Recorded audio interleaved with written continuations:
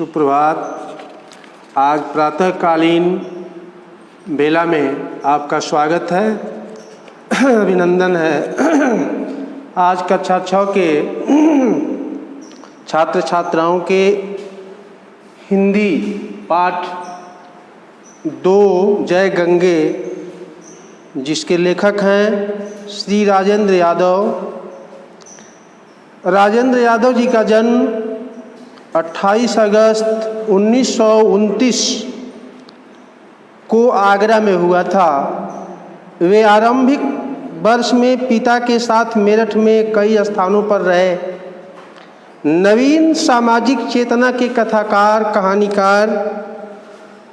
उनकी पहली कहानी उनके द्वारा लिखी गई प्रतिहिंसा कर्मयोगी मासिक में प्रकाशित हुई थी। नवीन सामाजिक चेतना के कथाकार थे। इनके प्रमुख उपन्यास खड़े हुए लोग, सह और मात, 1 इंच मुस्कान आदि। प्रमुख कहानियों में आपकी लिखी हुई कहानियां हैं आत्मदर्पण, काली सुर्खियां, प्रथम प्रेम, अजनबी, वे देवता नहीं हैं आदि। इन्होंने लिखा है जय गंगे। जैसा कि हम सभी लोग जानते हैं, गंगा माँ का स्थान बड़ा ही पवित्र माना जाता है। हमारे हिंदू धर्म के अनुसार माँ गंगा से हम लोगों के बड़े ही ऐसे रिश्ते हैं कि हमें उन्हें कभी भूलना नहीं है। यह गंगा माँ के बारे में, गंगा नदी के बारे में लिखा गया है। गंगा जल के बारे में कवि ने लिखा है, लेखक ने लिखा है कि आस्था और विश्वास ज्ञान से पैदा होते हैं और बिना विचारे किसी काम को या किसी का अनुसरण करना अंधविश्वास कहा जाता है या अंधविश्वास की पहचान है।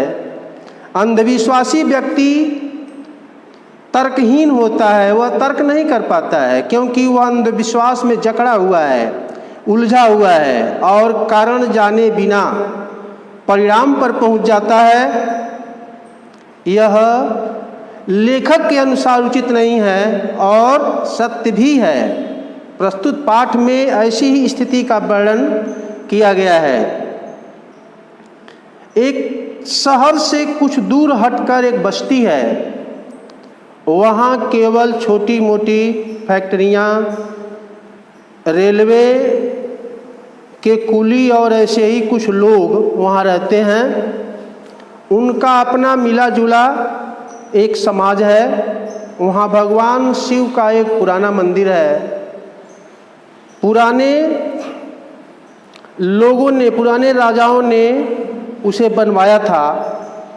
एक पुजारी वहाँ मंदिर में पूजा पाठ किया करते थे।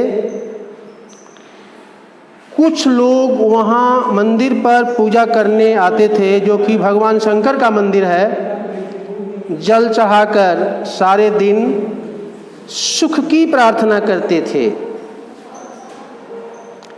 एक दिन लोगों ने देखा कि मंदिर के पास बैठकर नीचे जमीन पर कुछ लोग सुबह से ही पूजा पाठ कर रहे थे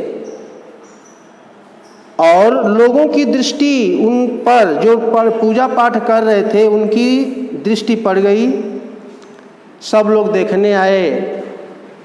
सभी लोगों ने देखा आश्चर्य से, बड़ी श्रद्धा से भी, और बीच बीच में कभी वे लोग गंगा का नाम लेकर के खूब जोर से शोर करते थे, गंगा माता की जय, भागीरथ की। क्योंकि भागीरथ के अथक प्रयास से ही गंगा जी धरती पर आई थी। इसके पहले गंगा जी धरती पर नहीं थी। उनके पास जमीन, वहीं जमीन पर पूजा करते करते संता नाम एक पुजारी हैं, उनके प्रयास से वहीं पर जमीन पर उंगली भर मोटी धारा गंगा की वहाँ निकल पड़ी और धीरे धीरे बहने लगी। बस्ती में यह समाचार बहुत तेज़ी से फैल गया कि पुजारी जी के प्रयास से वहाँ गंगा की धारा निकल पड़ी है। नहीं तो कलयुग में यह गंगा की धारा इतनी सरलतापूर्वक नहीं निकलती है। सभी लोग पुजारी जी का श्रद्धापूर्वक पूजन अभिनंदन करने लगे और सभी लोग वहाँ आकर उनका बड़े सम्मान से पूजन करते थे और कहते थे कि आज पुजारी जी के ही प्रयासों से गंगा माँ इस धरती पर प्रकट हुई हैं। सभी लोगों के समझ में यह बात आ गई और उन लोगों ने अपने मन चाहा किसान, मजदूर, गांव के सभी लोग दूध, फूल और गंगा जल चढ़ाया। शीशी में भरकर गंगा जल अपने घर भी ले गए। ऐसा मानना है कि गंगा जल से लोक परलोक सुधर जाता है। उस समय वहाँ पर पुजारी की धाक जम गई। संता इस साप से कांप गया और पैर पकड़कर बोला, महाराज मेरा इसमें कुछ नहीं है, सब आप लोगों की कृपा से यह संभव हुआ है। लेकिन वहाँ भीड़ बढ़ती जा रही थी, चढ़ावे बहुत आते थे, खाने पीने की चीज़ों की कोई गिनती नहीं थी। परम प्रिय शिष्य मंगरू साथ में मिश्रा जी दुर्गा मिश्र को उन्होंने काम पर लगाया।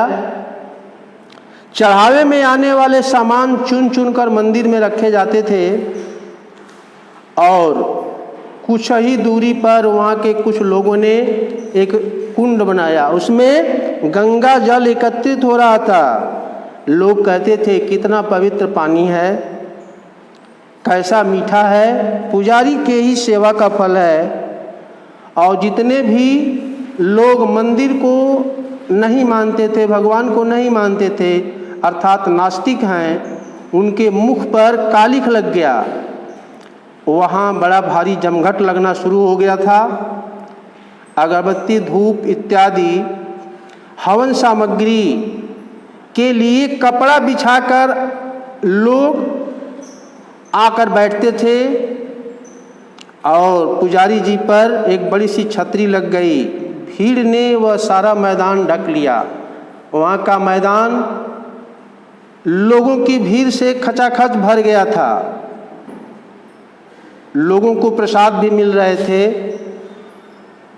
दोपहर के 12 बजते बजते सारा शहर, आसपास के गांव में तहलका मच गया कि बस्ती में कुंभ जैसा मेला लग गया था और भिखारी और भूखों की जैसी मंडी ही लग गई थी। सभी लोग आकर वहाँ भिखारी भोजन करते थे।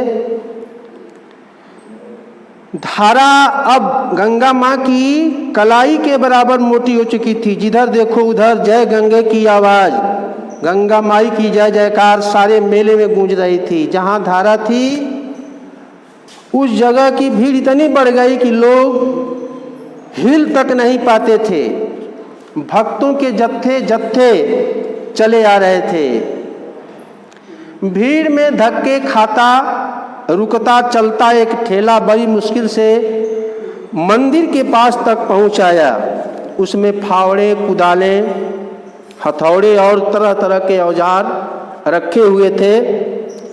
4 आदमी धक्का दे रहे थे, उसे आगे बढ़ा रहे थे। कोट पतलून पहना हुआ एक आदमी झल्लाया, भीड़ को हटाता जाता था और उसके सारे कपड़े खराब हो गए और उसे लगा कुछ भक्तों को उससे देखा नहीं गया। एक भक्त भड़क कर बोला, वहाँ तिल रखने की जगह नहीं थी, तुम अपना ठेला कहाँ घुमाए लिए जा रहे हो, रुको, अभी जब अवसर मिलेगा तो हम बताएंगे।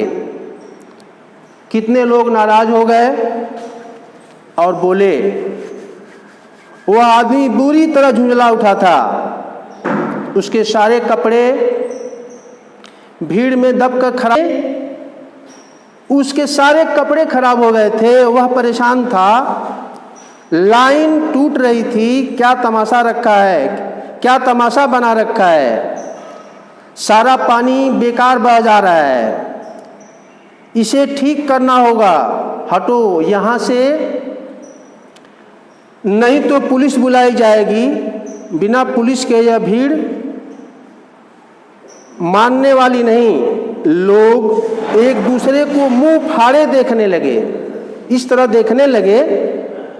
हर सड़क गली से बह बह कर यहीं चली आ रही थी, चारों तरफ से लोग यहीं आ रहे थे, जैसे मेले का माहौल था। और जय माई, जय गंगा माई की आवाज़ हो रही थी।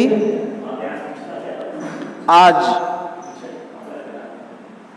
यह आपका प्रश्न उत्तर और शब्द अर्थ इस पाठ का अभी आपके व्हाट्सएप ग्रुप में भेज दिया जाएगा और आप उसे पढ़ करके और होमवर्क में लिख करके होमवर्क पूरा कर लेंगे।